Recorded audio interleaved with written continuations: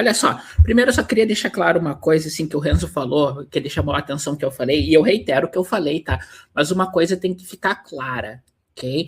Que é o seguinte, a política tem o tempo da política, o jornalismo tem o tempo do jornalismo. A informação jornalística surgiu no ponto que ela apareceu e tem que ser soltada, não podia segurar. Tá? Infelizmente, do ponto político, seria melhor para nós se esse esquema do Vorcaro tivesse vindo demorado um pouco mais para vir. Mas ele veio, beleza, o jornalista teve acesso, divulgou, é o trabalho dele, não estamos criticando ele por isso, tá? Nossa função aqui é menos falar sobre o dever do jornalista de divulgar informações, porque foi cumprido, ninguém tem críticas em relação a isso, quero deixar isso bem claro, tá? E mais sobre, e agora? Quais são as consequências? Porque o Renzo tem razão, sabe? A grande bomba, ela chegou muito cedo no tempo político. Os efeitos estão passando. O Flávio, ele deu aquele mês... Só para lembrar, né? Ele deu um mês para apresentar os recibos do Dark Horse. Aí ele ia apresentar os recibos do Dark Horse e ia provar que o filme não teve nada a ver com a grana do Vorcaro, ok? Quando foi que esse mês terminou, ninguém lembra, faz muito tempo. Ninguém mais fala disso. Tá? Passou. O Flávio, pode ter certeza, quando ele soltou essa bomba de que daqui a um mês eu falo, né? Ele não ia falar, ele estava dando tempo da coisa mornar. Só que qual é o problema? Nós vivemos em um mundo em que o escândalo de hoje só é esquecido pelo escândalo de amanhã. Então, em vez de solucionar um problema e viver em paz, a gente tem uma sacola cada vez maior de escândalos não resolvidos. O escândalo não resolvido não é novidade, já foi. O fato dele não ser novidade significa que ele não é importante? Pelo contrário, continua sendo importante, continua sendo relevante. Nós não vamos ter uma revelação bombástica do estilo Daniel Vorcaro abraçado de sunguinha com o Flávio Bolsonaro na piscina. Isso aí não vai sair. Tá? Será? Não, talvez alguém faça por IA, sei lá. Tá? Mas olha só.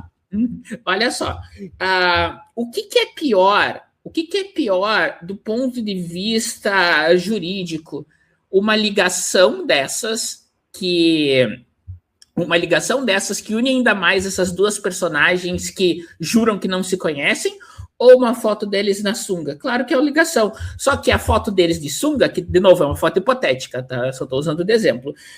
É uma foto de sunga, mexe com a opinião popular e faz o assunto esquentar. Eu acredito, assim como o pessoal falou, não vai ter coisas nesse escândalo que mexam tanto com a nossa bile como teve até agora. Tá? Então, em termos de bile, não tem, vai dar uma esfriada. Em termos de importância, esse assunto ainda é importante. Tá? Olha só, o Flávio Bolsonaro falar com o Vorcaro, né? Isso é importante pelo quê? Não necessariamente só porque as pessoas são quem elas são, mas porque quando isso acontece, o Vorcaro já estava no holofote do Banco Central. Já sabia-se do que estava acontecendo. Né? Olha só, vamos fazer um jogo bolsonarista, tá? Aí já tinha gado ali falando bobagem, vamos falar pro gado aqui. E o Lula? E o PT? O que é que se tem do Lula com o Vorcaro? Se tem do Lula que o Vorcaro tentou falar com o Lula, tentou falar com o Haddad, não conseguiu, o Haddad cortou ele. Quando ele se encontrou com o Lula basicamente disse assim, deixa do jeito que tá, tipo, eu não quero me meter, sabe? Ele desconversou. Tá? O Lula não queria se meter. Por quê? Porque o que mantinha, pelo que a gente entende, o que mantinha o esquema do Banco Master funcionando? Era justamente a questão do presidente antigo do Banco Central, que me falhou o nome, é o Campos Neto. O Campos Neto, quase me falhou. Tá? O Campos Neto, até onde tudo indica, parecia que estava com vista grossa, estava com blindagem. Saiu o Campos Neto, entrou o Galípolo entrou para aquilo e disse, beleza, eu não posso deixar essa batata quente assando. Okay? E aí começou-se uma operação interna para como desarmar a bomba do Banco Master e fazer ela explodir do lado certo. Tá? Enquanto isso, o que aconteceu? Qual foi a função do Campos Neto, basicamente? Foi evitar que a batata quente explodisse no governo Bolsonaro. Trocou de governo, dane-se, não é problema meu.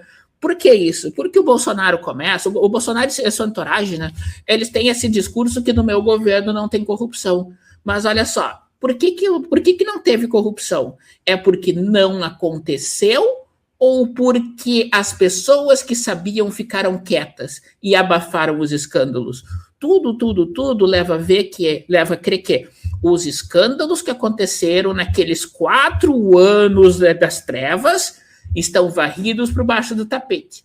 E o Galípolo, fazendo da parte do Banco Central, está erguendo os tapetes. A gente tem que se perguntar, e isso é uma conversa para outro momento, o que outros membros do governo, em outras autarquias, em outros ministérios e tudo mais, não encontraram de podre embaixo dos seus tapetes que tinha sido varrido pela administração anterior. Uma série de bombas deixadas para explodir e acusar o governo de corrupção. Isso é importante. Nós temos que entender até onde essa questão do Vorcaro foi. É isso por enquanto, depois falamos mais. Ok, só para finalizar então, deixa eu chamar a atenção para umas coisas importantes. Primeiro, que o Renzo falou é uma verdade muito, muito séria, que assim, esse pessoal, ele não está jogando uma jogada por vez. As jogadas deles têm ramificações que eles já preveem. Uma dessas ramificações, como o Renzo bem chamou a atenção, é justamente essa ideia de como eles estão jogando com os Estados Unidos. Então é o seguinte, eu vou colocar a culpa no Lula, e quando eu fizer isso, o Lula vai ter uma reação. Dependendo da reação que o Lula tiver, o Trump entra e responde de um jeito, para dar a impressão que o Lula é o culpado disso. Tá? Esse jogo, o jogo que está sendo jogado, não é um jogo que você joga uma peça e volta depois do que aconteceu. O tabuleiro, e quem gosta de xadrez profissional sabe como é que funciona. Você tem que pensar nas 2, 3 jogadas depois. Para o pessoal que está o dia inteiro nisso, o dia inteiro estudando, o dia inteiro caindo em cima, as respostas, o jogo fica mais complexo, mas é mais fácil de ver. Para nós que estamos removidos, não estamos mergulhados tão fundo, tem peças nesse tabuleiro que a gente não sabe. Né? Então, assim, analisar as coisas é complicado. E aí eu volto para lembrar, juntar isso com outra coisa, que é o seguinte, eu vou reiterar uma coisa que nós falamos aqui, tá? E que não custa lembrar. Se o filho do Lula cometeu algum crime, porque eu não sou juíza, não estou investigando, eu não sei, tá? Se aconteceu alguma coisa, se ele fez algo que ele não deveria, ele seja julgado e condenado de acordo, ponto, acabou. E, além disso, essa regra que eu estou soltando para vocês, ela serve para o filho do Lula, ela serve para o filho do Bolsonaro, ela serve para mim, ela serve para o Renzo, ela serve para todo mundo que está aqui. Quem cometeu um crime que pague.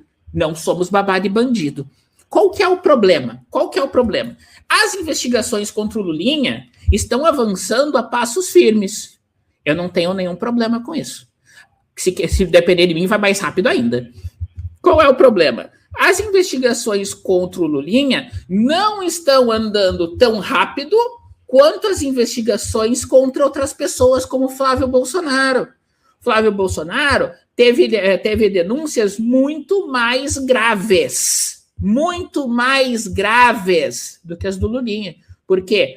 Por pior que seja o negócio, Flávio Bolsonaro é senador, Lulinha não é. Tá? Isso é uma coisa muito importante de frisar. Aí, por que as denúncias... Isso aqui não fui eu que chamei a atenção, já tem gente falando isso há mais tempo, não custa lembrar. Por que todas as denúncias contra Flávio Bolsonaro vêm da imprensa e todas as denúncias contra o Lulinha vêm de vazamento de investigação? Sabe? Tem 2 pesos e uma medida nisso aí. Não pode ser assim. Tá? Nós queremos ver o processo contra o Flávio Bolsonaro avançando e nós queremos ver o Flávio Bolsonaro ser condenado, ser culpado, condenado por isso, com a pena adequada. De onde é que vem esse modus operandi? Eu só quero emendar aqui, daí eu encerro. Tá? Esse modus operandi, e eu vou só fazer uma pausa só porque eu vou falar algo que acho que o Cássio quer falar, mas eu vou cortar ele, que é o seguinte, eu quero agradecer ao nosso querido Antônio Vasquez pelo Pix de R$10. Tá? Muito obrigada. A gente agradece muito, mas de onde vem esse modus operandi? E vocês que estão no chat nos lembram disso direto, a gente não pode esquecer disso porque é importante. Ele vem de um negócio chamado lavajatismo. A arte de vazar para a imprensa conteúdos verdadeiros, porém seletivos, para manipular a opinião pública. Do que eu estava falando antes para vocês? De como o governo Bolsonaro varre para baixo do tapete. O lavratismo é semelhante. Ele varre para baixo do tapete os meus amigos e escancara os meus inimigos.